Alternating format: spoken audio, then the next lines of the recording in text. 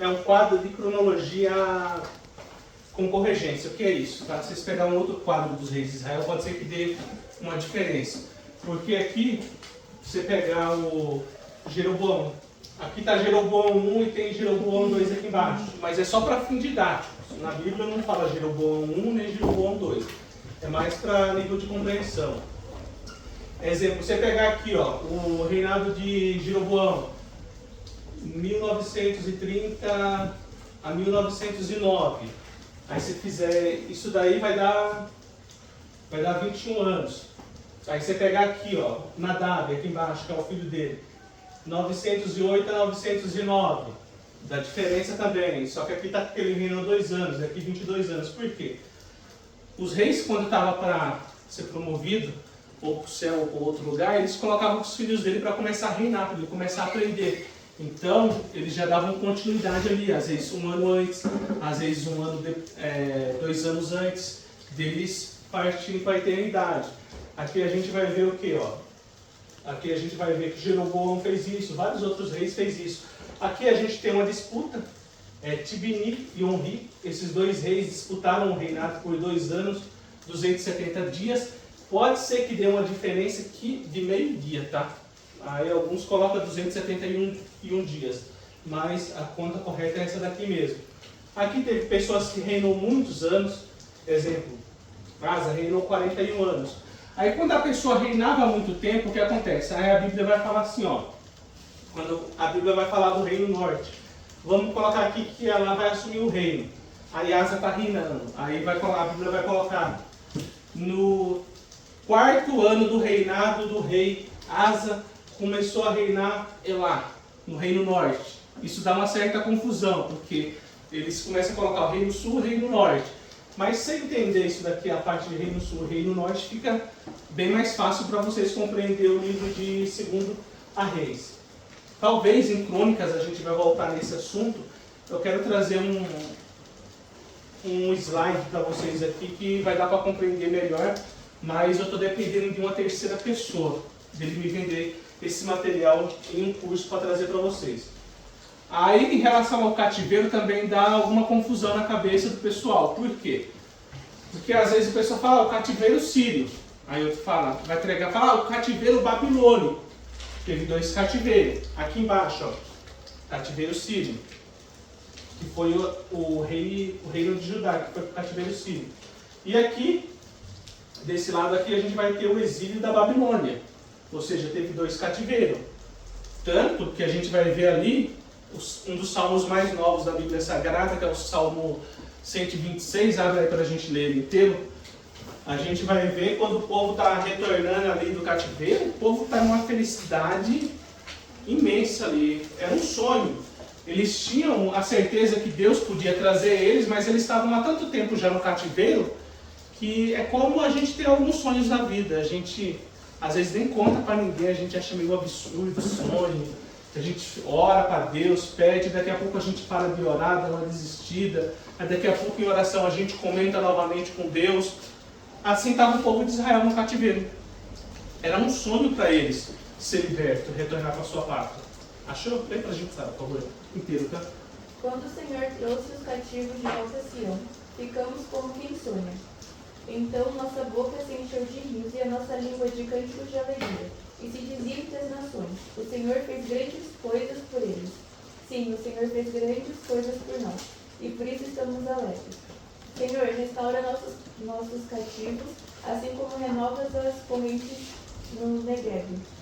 Os que semeiam em lágrimas colherão com cântico de júbilo. Aquele que sai chorando a plantar a semente voltará com cânticos de júbilo, trazendo consigo seus feixes.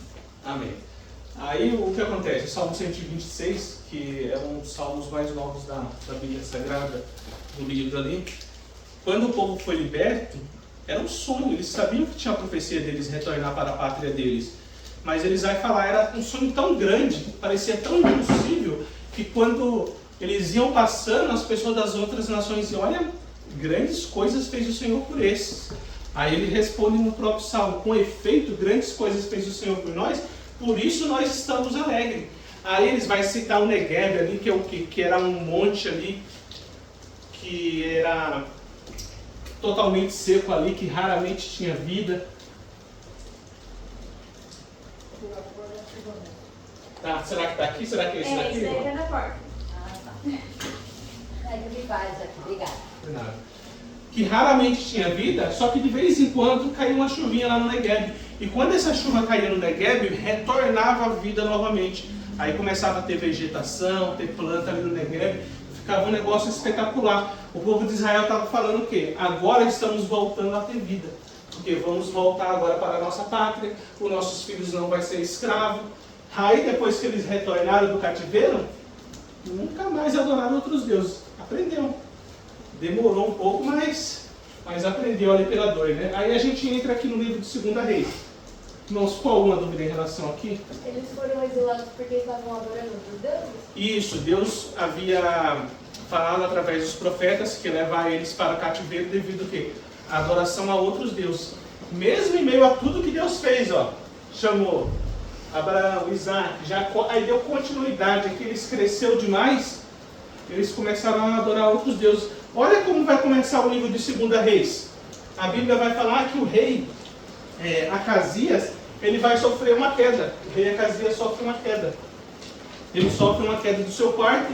Aí o que acontece? Ele, ao invés de consultar a Deus, porque era normal naquele tempo, os reis consultarem a Deus para ver o que Deus ia falar. Vai morrer?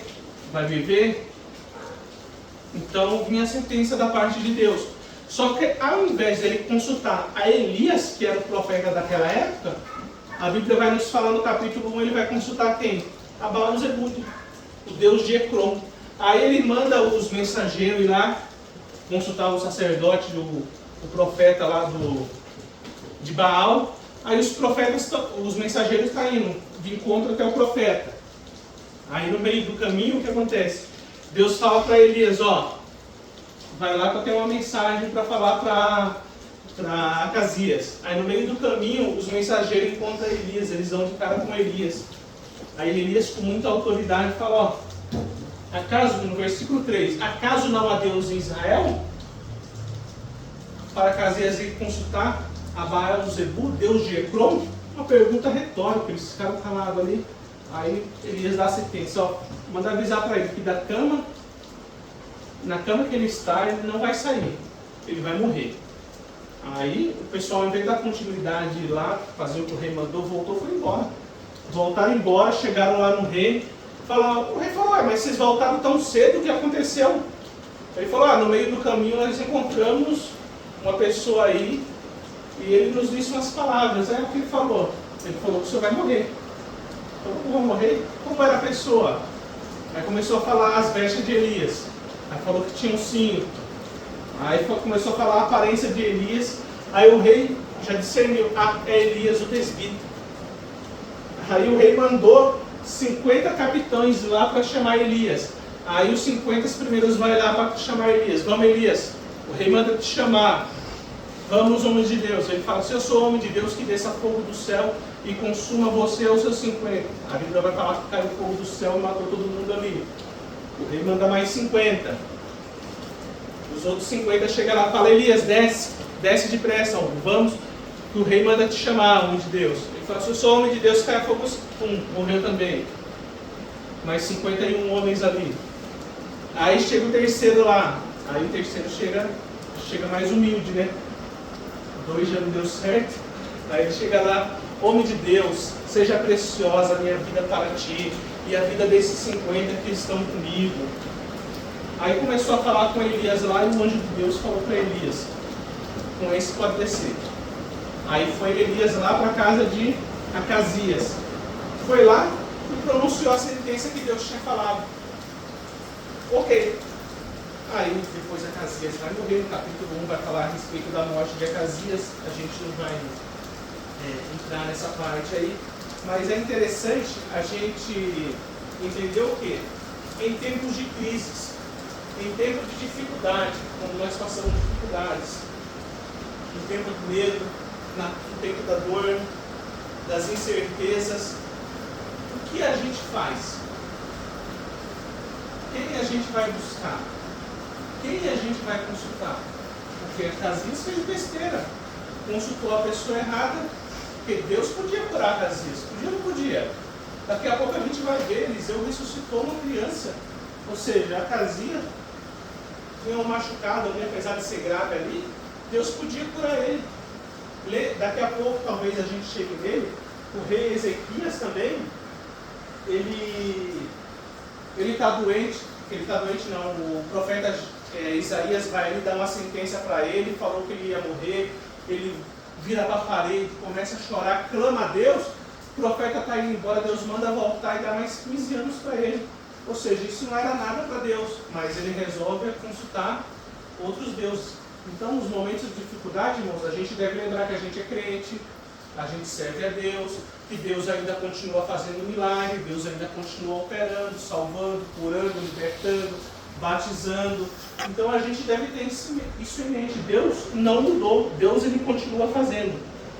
Ok, e aqui a gente vai agora entrar no capítulo de número 2, que é a sucessão de Elias, a sucessão profética aqui.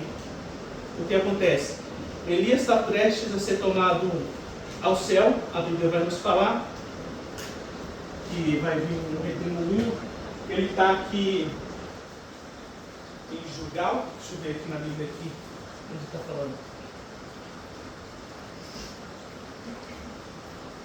Ele ia descer para Siquém, se não me falha a memória. Deixa eu ver aqui. Não, ele ia de Gilgal a Betel. Aqui.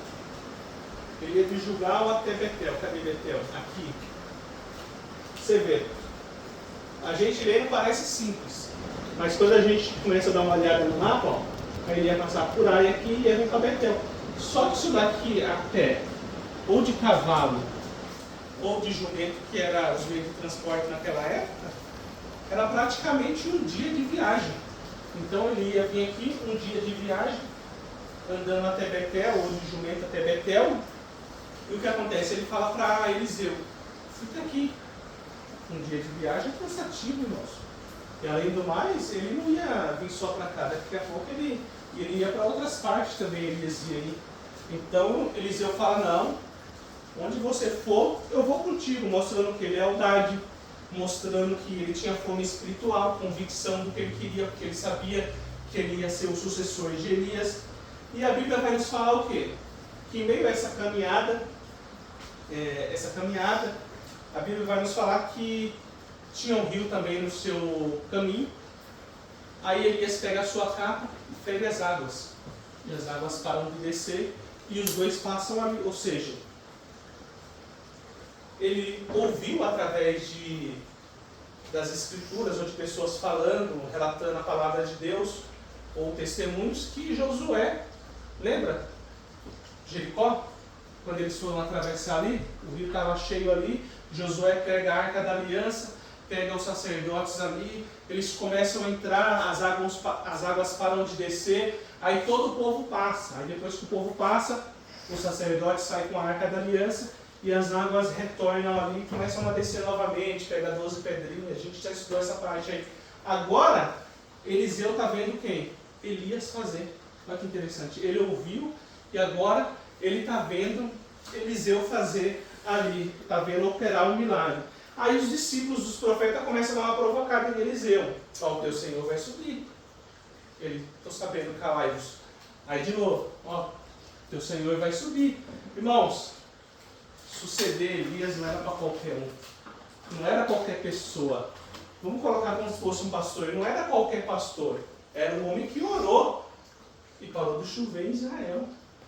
Elias, ele foi o homem que ele começou a orar, aí ele falou para o moço dele, vai lá dar uma olhadinha, nada, orou de novo, nada, orou de novo, nada, até a 7ª vez, e aí, eu vejo uma nuvem do tamanho da mão de um homem, manda avisar para Acabe que vai chover, ou seja, é o homem que orou e voltou a chover, é o homem que orou e Deus mandou fogo do céu, imagina só, substituir Elias. Porque tinha uma escola lá chamada Escola de Profeta, imagina só dar aula na Escola de Profeta no lugar de Elias. Então não era moleza para Eliseu, né? Mas Eliseu estava ali, firme e forte, acreditando que Deus ia fazer também a vida dele, né? Tanto que Eliseu vai pedir para Elias o que antes de Elias subir? Elias fala, me pede alguma coisa, eu quero porção dobrada. Aí Elias olhou, Falou, olha, dura coisa você me pediu, mas se você me ver subindo, acontecerá. Mas se não ver, não acontecerá. Então Eliseu não desgrudou de Elias, porque ele queria ver, porque ele queria a porção dobrada. Lembra que a irmã acabou de ler aí? Eliseu fez 8 milagres, quer dizer, Elias, e Eliseu 16, ou seja, porção dobrada. Fora as profecias, mas outras coisas também que aconteceu. Aí a Bíblia vai falar que veio o redemoinho lá, que teve ali, a Bíblia vai nos falar cavalos, carros de fogo, mas Elias subiu num redemoinho e quem ficou de sucessor? Eliseu, estava junto ali, que não desistiu da caminhada, né? Aí os discípulos, os profetas, eles olham, ele vê Eliseu lá. Aí, lembra que eu falei de Josué? Ele ouviu falar que Josué abriu o rio. Agora ele viu Elias abrir o rio. Agora chegou a hora dele. Irmãos, vai chegar a nossa hora também. Vai chegar a hora de cada um de vocês. Vai chegar a hora que vocês vão colocar a mão sobre os enfermos vão ser curados, que vocês vão precisar expulsar demônios. Vai chegar a hora de cada um de nós. A gente ouviu, a gente viu e vai chegar a hora da gente fazer. Foi o que aconteceu com Eliseu. Agora chegou a hora de Eliseu fazer. Aí Eliseu pega a capa de Elias, clama ao Deus, aí fala ao Deus de Elias lá, ele faz o clamor e as águas abrem. Aí os discípulos olhou e falaram, o Espírito de Deus repousa sobre Eliseu. Já admitiram que realmente Deus estava com Eliseu ali. Aí eles pedem para Eliseu para procurar Elias. Aí Eliseu não quer a princípio, não. Aí eles começaram a insistir, falaram, não, temos 50 homens valentes. Aí Eliseu, de tantos eles ficar ali torrando a paciência dele, falou, vai lá. Aí foram lá, procuraram durante 3 dias, não achou. Quando voltou, Eliseu falou, falei para vocês.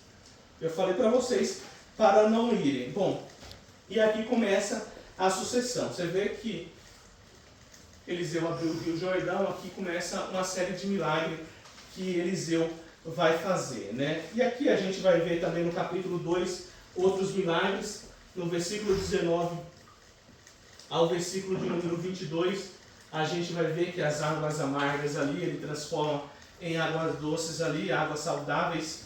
A gente não vai entrar muito nesse detalhe, porque tem muita coisa para a gente falar a respeito do livro de Reis.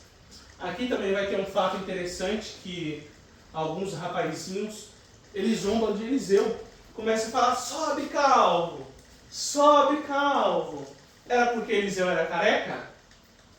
Não, sabe por quê? Porque Elias subiu, Eliseu ficou. Eles não entenderam que o Espírito de Deus repousava sobre Eliseu. E a Bíblia vai nos falar o quê? Que Eliseu amaldiçoa ele, vem uma úlcera, despedaça 42 deles ali. Por quê? Porque começou a zombar do homem de Deus ali, do ministério especificamente de Eliseu. Por isso aconteceu isso daqui. Porque onde há honra, há vida. Onde há desprezo, nessa situação, veio o juízo da parte de Deus. Vamos aqui para o capítulo 3. Aqui no capítulo 3, a gente vai ver Jeroboão vai começar a reinar, o filho de Acabe.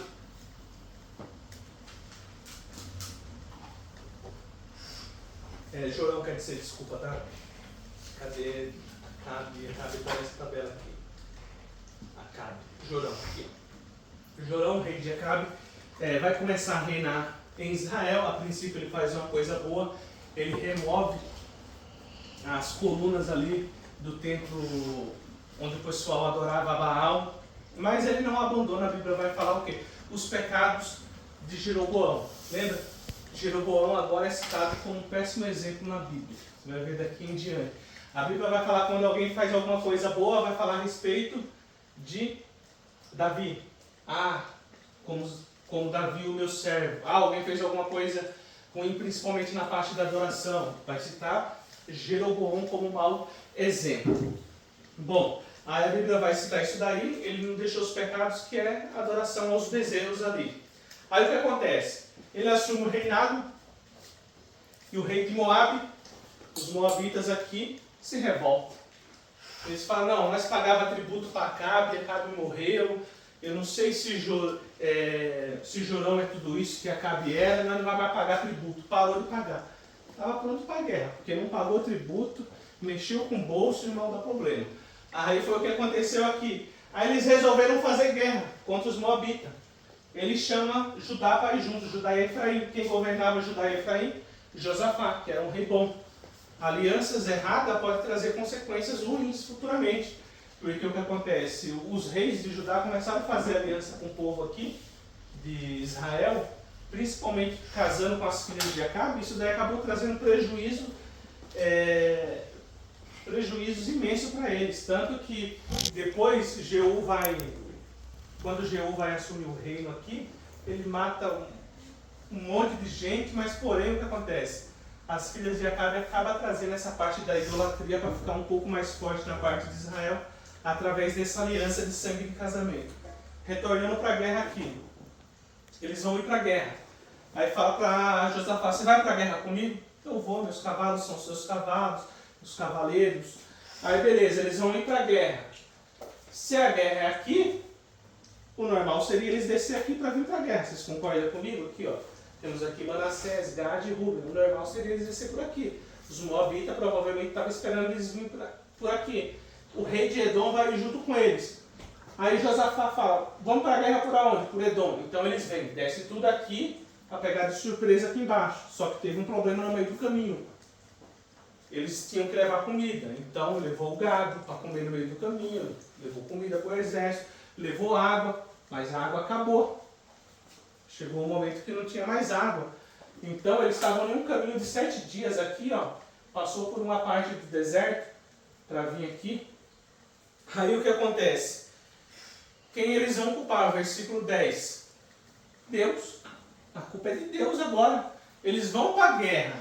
Acabou a água e a culpa é de Deus. Deus não mandou eles ir para a guerra.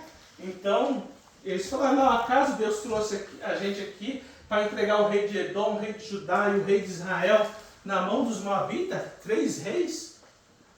Aí Josafá, tem uma estrelinha aqui, era um rei bom, falou, calma aí, não tem nenhum profeta aqui para a gente consultar? Aí, fala, tem Eliseu, o discípulo que era discípulo de Elias, o Espírito de Deus repousa sobre ele. Aí eles resolveram ir lá consultar a Eliseu. No momento difícil, você vê, adorava outros deuses, mas os deuses que não eram deuses, a gente sabe, então não respondia. Então eles resolvem ir lá consultar a Eliseu. Ele chega lá para consultar Eliseu, Eliseu fala, olha, eu nem receberia vocês aqui se não fosse Josafá. Por respeito a Josafá, eu vou receber vocês. Agora o rei de Israel, se viesse aqui sozinho, nem conta eu queria, nem conversa, nem um oi ia ter. Então Eliseu manda chamar um tangedor, que era uma pessoa que tocava algum instrumento, não se sabe que instrumento é esse. Tocou lá, o Espírito de Deus veio sobre Eliseu ali, e Eliseu profetizou. Que era para eles cavar covas no vale, que não ia vir chuva, não ia vir vento, não ia vir nada, mas Deus ia encher de água. Então eles foram lá, cavaram as covas, e Deus fez o que falou. Aí se encheu de água ali, o povo retornou o ânimo ali. Aí os moabitas, quando viram a água, eles acharam que era sangue a água. Eles olharam e falaram, é sangue. Um rei matou o outro. Eles pegaram a espada e saíram para a guerra contra o povo de Israel. O povo de Israel, o povo de Judá e o povo de Edom. Aí quando os reis vieram, puxou a espada, eles vieram a foice. Aí passaram a espada e começaram a matar o povo. Aí no meio da guerra aconteceu um negócio macabro. O que acontece? O rei de Edom, como ele adorava outros deuses, ele pegou o filho dele, o primogênito, que era o filho que ia dar continuidade na linhagem, que ia herdar o trono, que ia reinar após ele, pegou, colocou sobre um muro e matou a criança em sacrifício aos deuses dele. Aí o povo de Israel, quando viu aquela cena, a cena para o povo de Israel foi uma cena extrema, grotesca, chocante. Eles não estavam preparados moralmente, espiritualmente, para uma cena dessa daí. Principalmente por grande parte deles ter se afastado de Deus. Então eles pegam, embaiam a espada, a Bíblia nos fala, e retornam para a sua terra. Mas vencem a guerra. Mas o povo não estava preparado para aquilo, foi algo extremo. Aí a gente vai para o capítulo 4. O capítulo 4 aqui também é bastante interessante, vai falar de mais alguns milagres de Eliseu, que em um momento de crise teve um aluno da escola de profeta que acabou morrendo lá, que era discípulo de Eliseu. O aluno faleceu, a mulher ficou, a mulher tinha 2 filhos e o homem tinha uma dívida. Naquele tempo a dívida não caducava, a dívida passava para o familiar. Então o que aconteceu? Chegou o pessoal para cobrar, os credores, e falou: nós vamos levar seus 2 filhos escravos. Vocês lembram que a gente estudou isso daí? Ficava escravo, 6 anos, no 7º ano era liberto. Era a lei que Deus tinha dado. Mas 6 anos escravo, 6 anos da vida que ia embora, né? Aí beleza, ela chegou, foi até Eliseu e falou: ó, meu marido era teu servo, era fiel a Deus. Aí Eliseu falou: o que tens em casa? Umas poucas vasilhas e um pouquinho de azeite. Suficiente. Vai lá e pede vasilhas aos seus vizinhos. Não poucas, mas muitas. Aí foi ela e pediu vasilhas. Aí ele mandou depois deitar o azeite. Porque o azeite naquele tempo era bem caro. Hoje em dia está bem caro, né? Você vê um azeite, você vai comprar um azeite lá no mercado, um pão, não é barato não. Aí ela pegou as vasilhas, pegou o vasilho emprestado e começou. E jogava o azeite caindo, o azeite não parava. Ela pediu a vasilha para o filho, acabou. Aí a Bíblia fala que o azeite parou de descer, cessou. Ela retornou lá em Eliseu, falou para Eliseu que o que tinha acontecido. Eliseu falou: vai lá, paga a tua dívida e o que sobrou, viva disso. Você e seus filhos. Ou seja, pagou a dívida e ainda teve uma poupança ali para gastar depois, né? Porque a gente já estudou sobre isso, a mulher naquele tempo não tinha muita oportunidade que nem tem hoje na atualidade. Bom, aqui, finalizando esse milagre aqui devido ao horário, aí vai ter também a respeito da sunamita. A Bíblia vai nos falar, uma mulher muito rica, hospitaleira, sensível. A gente entende a voz de Deus toda vez que Eliseu passava ali, ela observava e resolveu fazer um quartinho para o homem de Deus. Ela fez um quarto toda vez que Eliseu passava ali, ele ia e dormia ali. Só que Eliseu ficou incomodado. Pô, eu venho aqui, eu durmo, a mulher nunca me pediu nada. Aí falou: Geazi, chama ela. Aí chamou a mulher. Fala, me pede alguma coisa para eu falar diante do rei, para eu falar diante do capitão do exército. Ela falou: habito no meio do meu povo. E retornou. Aí Eliseu e Geazi vai conversar. Aí fala: o que a gente pode fazer por ela? Aí Geazi, meio bocudo, falou assim: ó, ela não tem filho e o marido dela é velho. Aí, naquele tempo, é uma vergonha pro casal não ter um filho, não dar continuidade na sua descendência. Aí falou: chama a mulher de novo. Retornou a mulher lá e falou: ó, daqui a 1 ano, quando eu retornar aqui, você vai estar abraçada com o filho. Aí a criança nasceu, passou o tempo, passou os anos. A criança foi para o campo, a Bíblia vai nos falar, com seu pai. Aí ela sentiu uma dor de cabeça. Ela falou: ai, minha cabeça. Aí falou: ó, retorna e vai encontrar com sua mãe. Aí a criança foi retornar para ficar com a mãe dela. Aí a Bíblia vai nos falar que a criança ficou no colo da mãe, mas morreu. Isso daqui nos traz até um aprendizado interessante, né? A gente tem que tomar cuidado com as doenças que nós temos hoje na atualidade. A gente deve buscar tratamentos adequados, né? Você vê, uma criança morreu por causa de uma dor de cabeça. Então, a gente deve se preocupar também com a nossa saúde, com o nosso bem-estar. Então, a criança morreu, a mulher pega, leva a criança, coloca em cima da cama de Eliseu, não fala nada para ninguém, chama o seu marido, fala para ele: ó, você é uma jumenta aí, que eu vou me encontrar com o homem de Deus. Ele falou: ah, mas não é lua nova, nada. Ela falou: não, mas eu vou lá. Aí foi ela lá. Aí de longe eles viram. Aí Eliseu falou: vai lá, encontra a sunamita. Pergunta para ela se vai tudo bem. Aí chega Geazi lá: vai tudo bem com tua casa? Ela: tudo bem. Vai tudo bem com teu marido? Tudo bem. Vai tudo bem com teu filho? Tudo bem. Não falou nada para Geazi. Aí chegou lá, abraçou as pernas de Eliseu e começou a chorar, falando para Eliseu que não tinha pedido nada para ele que tinha profetizado, parafraseando a situação. Aí Geazi vai tentar tirar ela, Eliseu fala, deixa a mulher aí que ela está com a alma amargurada, o Senhor não nos revelou o que aconteceu. Aí a mulher começou a expressar, aí Eliseu falou, tá bom, Geazi vai lá, vai na frente, pega meu bordão, você sabe o que é bordão, Manuel? Cajado? Cajado, boa, é o cajado, que é um cajado mais longo, pega o meu bordão, vai lá e coloca em cima do menino, sobre o menino. Ela falou, não sai daqui se o senhor não for. Aí Eliseu vai, só que Geazi vai na frente. Aí Geazi pega o cajado, coloca no menino, nada, não acontece nada. Aí chega Eliseu lá, a mulher estava certa, tem que ser Eliseu, acho que ela já conhecia Geazi. Daqui a pouco a gente vai ver que Geazi já andava pisando na bola, parece. Aí Eliseu vai lá, fecha a porta, ora a primeira vez, não acontece nada. Você vê, irmãos, a gente vê Elias, né? Acabei de falar, orou a primeira nada, a segunda nada, a terceira nada. Lá na sétima, que foi ver uma nuvem do tamanho da mão de um homem. Eliseu vai orar agora, não acontece nada. Às vezes a gente vai orar, não vai acontecer nada no começo, não vai ter nenhuma nuvem do tamanho da mão de um homem. A gente vai precisar persistir na oração. Aí Eliseu vai lá, coloca o corpo sobre o corpo do menino, ora novamente, o menino ressuscita ali, retorna a vida ao menino. O que a gente aprende aqui com a história da Sunamita? Que mesmo ela não falando que ela tinha o desejo de ter um filho, porque era o desejo dela, tanto que ela não recusou quando o profeta falou que ela tem um filho daqui a um ano, mesmo quando a gente não verbaliza, Deus ele conhece o nosso coração, Deus conhece o nosso desejo, né? Foi o que aconteceu com essa mulher, né? E o filho dela acabou ressuscitando ali. Irmãos, vamos dar continuidade aqui devido ao horário, não vai dar nem tempo da gente finalizar, já é 9h30 quase.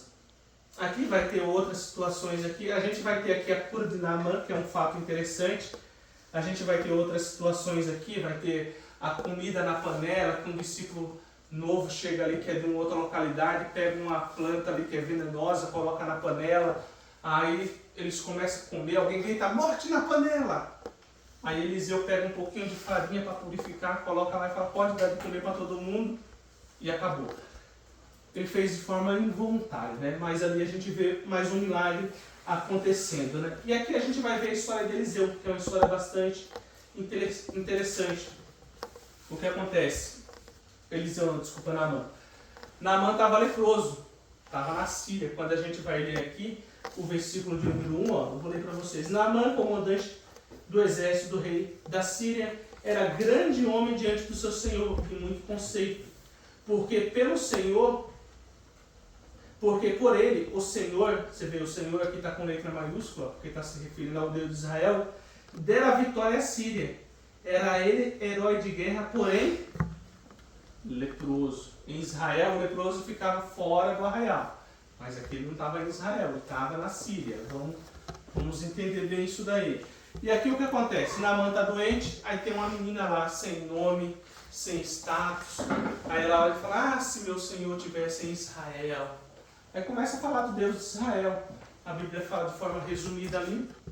Aí Naamã fica sabendo disso daí.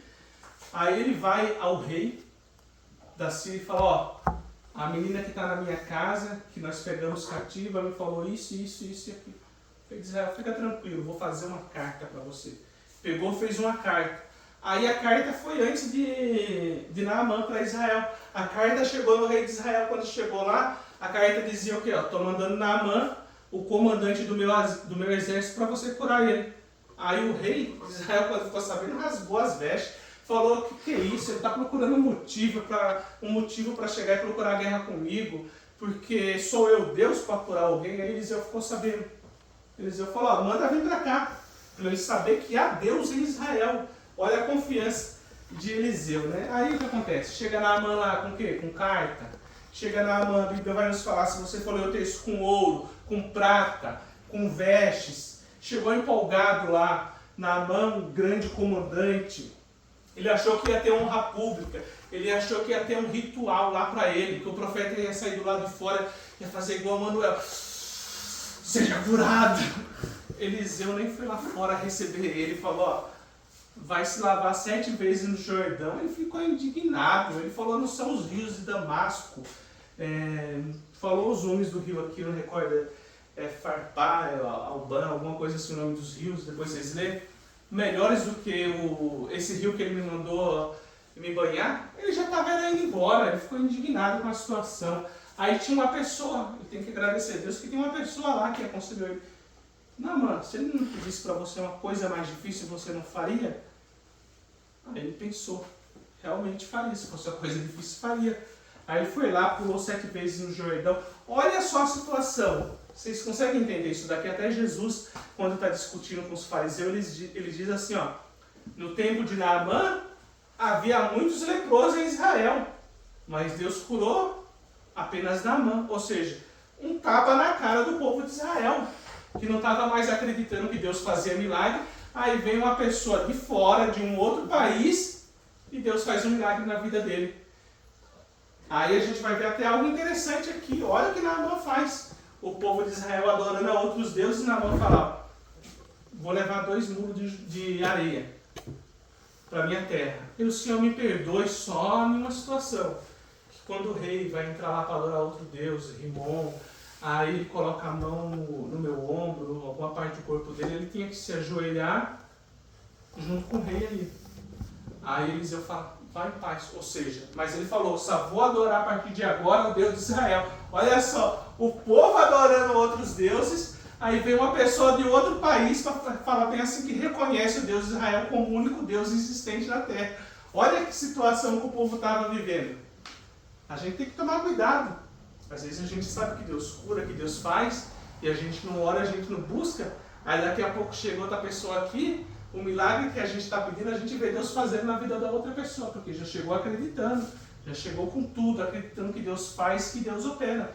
Foi o que aconteceu aqui com Naamã.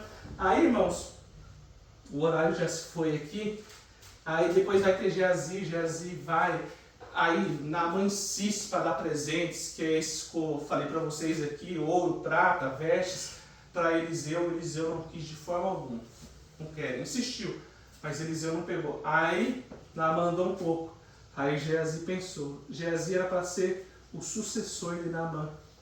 Aí Geazi vai ao encontro de Naamã, fala, ó, chegou 2 discípulos da escola do profeta, aí começou a contar uma história para Naamã, aí pediu algumas coisas, Naamã pegou e deu para ele. Aí Geazi retorna para onde Eliseu estava. Aí Eliseu falou, Geazi, aonde você foi? Ele falou, não fui para lugar nenhum. Malandro, eu não fui para lugar nenhum. Aí Eliseu, acaso meu espírito não foi com você? A lepra que estava em Naamã vai pegar em você. Aí a lepra pegou na hora em Geazi, e na descendência de Geazi a Bíblia vai falar.